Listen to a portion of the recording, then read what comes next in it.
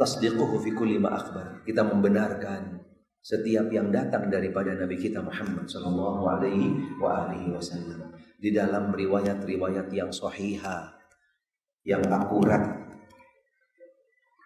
yang otentik jalurnya, membenarkan setiap yang datang daripada Nabi sallallahu alaihi wasallam. Dengan catatan kita juga harus selektif, harus jelas sumbernya. Tidak hanya sekedar yaitu disandarkan, dikembalikan kepada Nabi. Ini cara Nabi begini, ini Nabi begini, ini Nabi begini, ini. Subhanallah. Harus jelas dasarnya. Ala Nabi, ala Nabi, ala Nabi, ala Nabi. Semuanya pakai ala Nabi. Subhanallah. Jangan-jangan nanti lama-lama juga cara motong buahnya ala Nabi. Terlalu berlebih-lebihan. Terlalu berlebih-lebihan. Segala sesuatu ketika sudah keluar daripada yang namanya jalur yang tepat, yang benar, pastinya di sana akan membawa dampak, bukan memberikan manfaat. Kita dituntut untuk membenarkan setiap yang datang dari Rasul sallallahu alaihi wasallam di dalam riwayat-riwayat, hadis-hadis yang sahihah, yang sumber-sumbernya sudah jelas, buku-bukunya juga sudah jelas, yang menjadi rujukan pegangan setiap dari kita. Apalagi seperti zaman sekarang, Masya Allah, sangat mudah sekali bagi kita untuk menseleksi, untuk bisa mencari, untuk merujuk kepada sumber-sumber yang insya Allah akan memberikan ketenangan dan juga khususnya yaitu tidak berdampak di dalamnya. Karena setiap dari kita ketika menyandarkan segala sesuatunya kepada Nabi sallallahu alaihi wasallam, padahal itu tidak tepat disandarkan kepada beliau, dikhawatirkan akan masuk di dalam ancaman beliau sallallahu alaihi wasallam, man kadzdzaba alaihi, Allahu akbar, barang siapa yang berdusta pakai namaku, menyandarkan kepadaku, Allahu akbar, dia akan terjun bebas ke api neraka. Na'udzubillah. Tidak mudah, karena setiap konsekuensi yang membawa nama Nabi Muhammad sallallahu alaihi wasallam, di sana ada muatan agama, syariat, sehingga harus benar-benar selektif. Tidak boleh asal-asalan.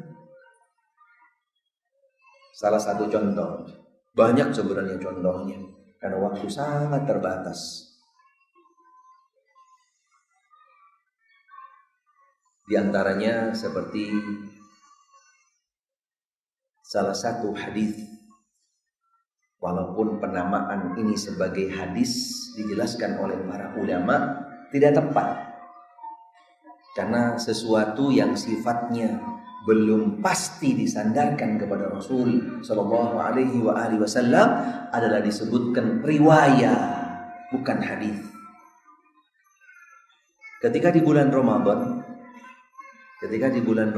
contohnya misalnya ada yang mengatakan bahwasanya, yang juga ini masih banyak kadang-kadang ditulis atau mungkin tersebar, sumu tasihhu, puasalah kamu akan sehat. Pernah dengar enggak? Subhanallah. Padahal ini hadis dhaif. Hadis dhaif, tidak benar. Apa dampaknya? Yang pertama, selain di dalam unsur daripada sanad hadisnya bermasalah dan konteks daripada kalimatnya juga bertentangan dengan syariat yang datang dari Allah Subhanahu wa taala, mustahil sebuah hadis yang sahih dia akan bertentangan dengan Al-Qur'anul Karim. Orang ketika memang dia sudah sakit, sudah ada gangguan atau merasa terbebani dengan puasa, tidak boleh disuruh berpuasa kamu bisa sehat. Nggak benar. Kalau sampai akan menjadi semakin berat penyakitnya, bahkan sampai meninggal, ujung-ujungnya apa? Gara-gara hadis. Subhanallah. Tapi syariat bariun.